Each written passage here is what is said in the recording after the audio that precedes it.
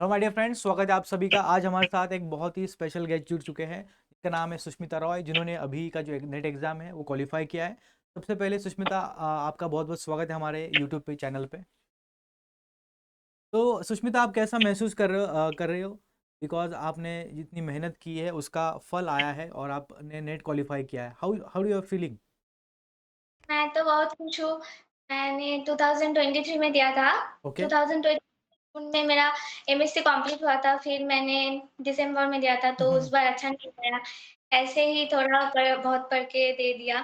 फिर ठीक से पढ़ाई की, पर हो गया जेआरएफ ओके के ओके। साथ। तो देखिए स्टूडेंट्स, बहुत इंपॉर्टेंट चीज़ है, जब भी आपका प्रिपरेशन हो या ना हो, आपको अटेम्प्ट देते रहना चाहिए बिकॉज आपको पता चलता है आपकी कमियां किधर है। ठीक है, ताकि वो कमियां आप अगले अटेम्प्ट में इम्प्रूव कर सको। तो सुष्मिता, हमारे स्टूडेंट्स आपको देख रहे हैं, ठीक है, यूट्यूब पे है, और उनको इंट्रोड्यूस करिए, आपके बारे में जानना चाहते हैं क्योंकि वो भी सीएसआर आपकी जर्नी से कुछ सीखेंगे। तो introduce yourself to our students. I am from West Bengal. हाल ही में मैंने 2023 जून नॉर्थ बंगाल यूनिवर्सिटी से ही एमएससी कंप्लीट किया। मैंने दिसंबर में नेट दिया था। मैं एमएससी चलते-चलते भी दिया था, तो तभी तो प्रिपरेशन नहीं था उतना। बराबर है। 23 में दिया था, तो तब तब वो टेस्ट सीरीज़ वगैरह-वगैरह वो सब उतना नहीं पता था जी कैसे प्रिपरेशन लेना है। तभी नहीं हुआ तो 23 दिसंबर में मैंने प्रॉपर प्रिपरेशन लेके कि कौन-सा क्वेश्चन एनालिसिस करके टॉपिक में लगता है स्ट्रॉन्ग है।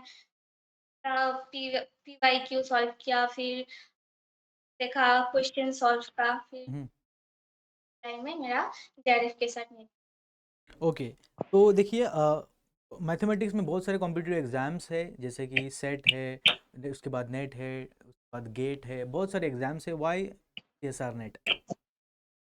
नेट से हम लोग लेक्चरशिप में भी जॉइन कर सकते हम्म। हैं, कॉलेज कॉलेज सर्विस में भी।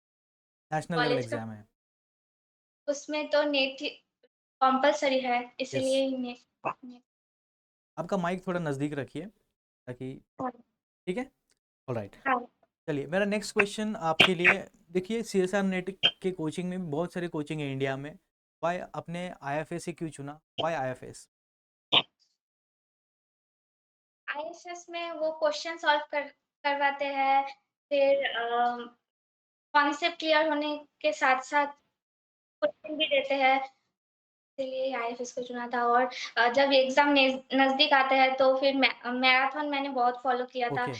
कि तो लीनियर अलजेब्रा होता है, फिर एब्स्ट्रैक्ट, फिर पीडी, तो एक ही साथ में बहुत मैंने सब कॉन्सेप्ट एक ही साथ में ओके। हमारा रिवाइज़ भी होता है, इसीलिए। चलिए, पीवाईक्यू सॉल्व करने से आपको कितना हेल्प मिला? Why P Y Qs are so crucial? Concept तो क्लियर हो जाता है वैसे। मैथमेटिक्स का एमएससी ग्रेजुएशन वाला ही रहता है, पर जब हम लोग पीवाईक्यू सॉल्व करते हैं तब हार्ड हार्डनेस का पता चलता यस, है कि नेट एग्जाम में का क्या। लेवल पता चलता है।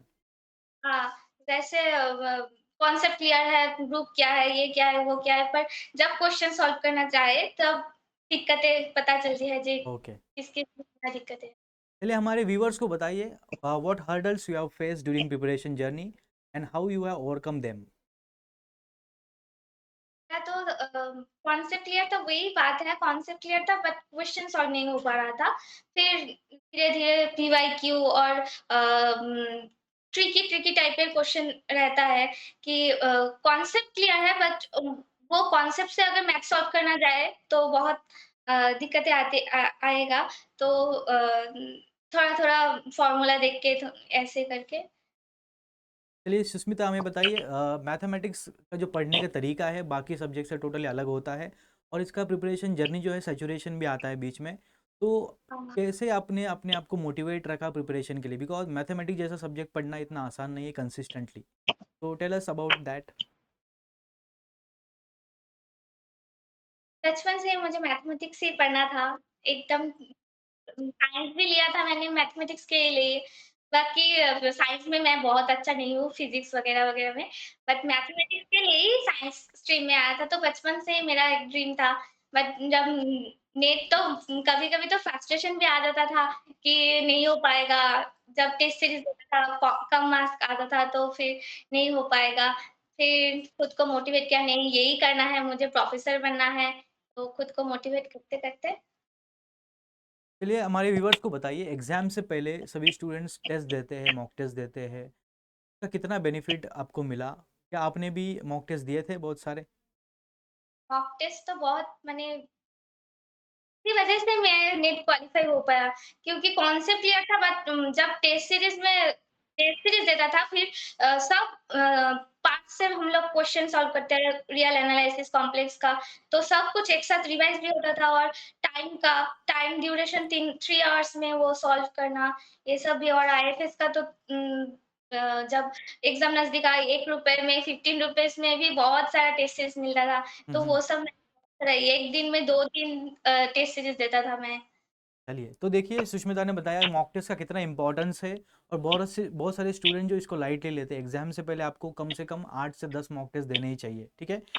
चलिए मेरा नेक्स्ट सवाल सुष्मिता आपके लिए, आपने जब प्रिपरेशन स्टार्ट किया डेफ़िनेटली आपने सिलेबस पहले देखा होगा वेबसाइट पे जाके। क्या आपको डर लगा था वेबसाइट पे जाके सिलेबस देखने के बाद?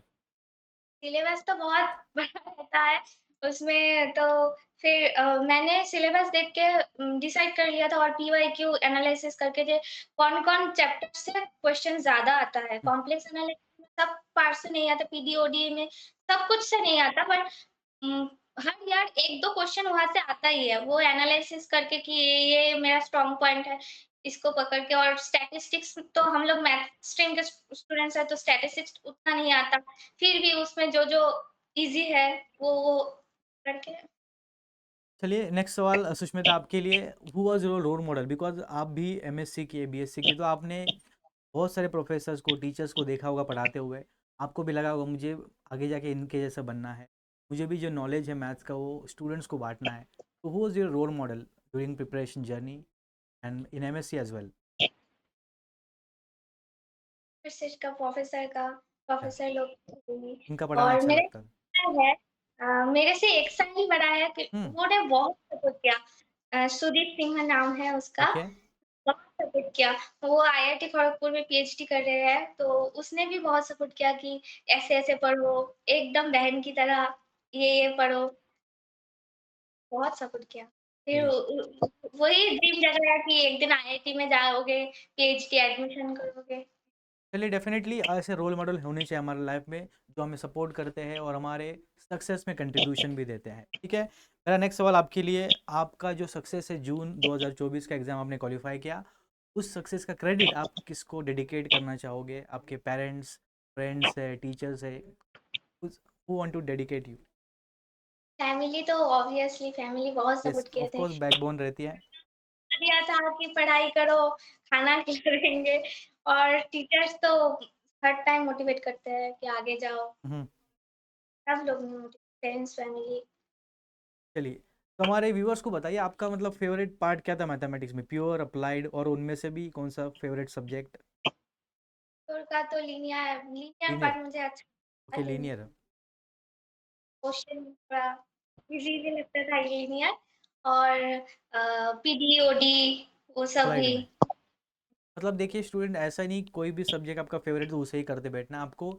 जो नेट का एग्ज़ाम है आपको ओवरऑल नॉलेज चेक करता है, आपकी कितना एप्लीकेशन है आपके नॉलेज का, ये सारी चीज़ें ही डिसाइड करेगी आपका क्वालिफिकेशन। तो बहुत इंपॉर्टेंट है आपको क्या आता है, उससे भी इंपॉर्टेंट पूछा क्या जा रहा है, ठीक है? तो इस पे ध्यान रखिए, जो मेजर वेटेज है टॉपिक्स का वो चंक आप ज़्यादा से ज़्यादा उस पे फोकस करिए। मेरा नेक्स्ट सवाल आपके लिए, बहुत सारे व्यूअर्स हमारे यूट्यूब से देख रहे हैं आपको, आपकी जर्नी आपने शेयर किया हमारे साथ, तो उनके लिए कोई मैसेज है?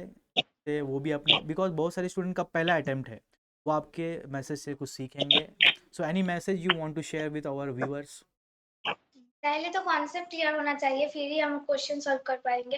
पहले कॉन्सेप्ट को क्लियर करो और सब पार्ट नहीं पढ़ना है, अपना जो स्ट्रॉन्ग पॉइंट है, जिससे क्वेश्चन आता ही हुँ, है, हुँ। वो पकड़ लो।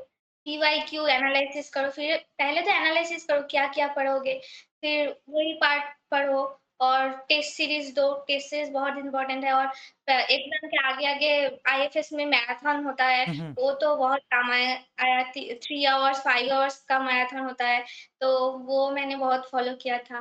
पढ़ाई भी करो, घूमो-फिरो, हुँ, हुँ। फ्रेंड्स के साथ बातें करो फिर मेंटल प्रेशर नहीं होगा, सिर्फ पढ़ाई करते रहो वो अच्छा नहीं है। पढ़ाई करो, घूमो-फिरो, दोनों बैलेंस चलिए, करो। बहुत अच्छा मैसेज दिया है। आपको पढ़ाई भी करनी है और आपको अपने आप को रिलैक्स भी रखना है। ये सारी चीज़ें डेफिनेटली हेल्प करेंगी आपके प्रिपरेशन की जर्नी में।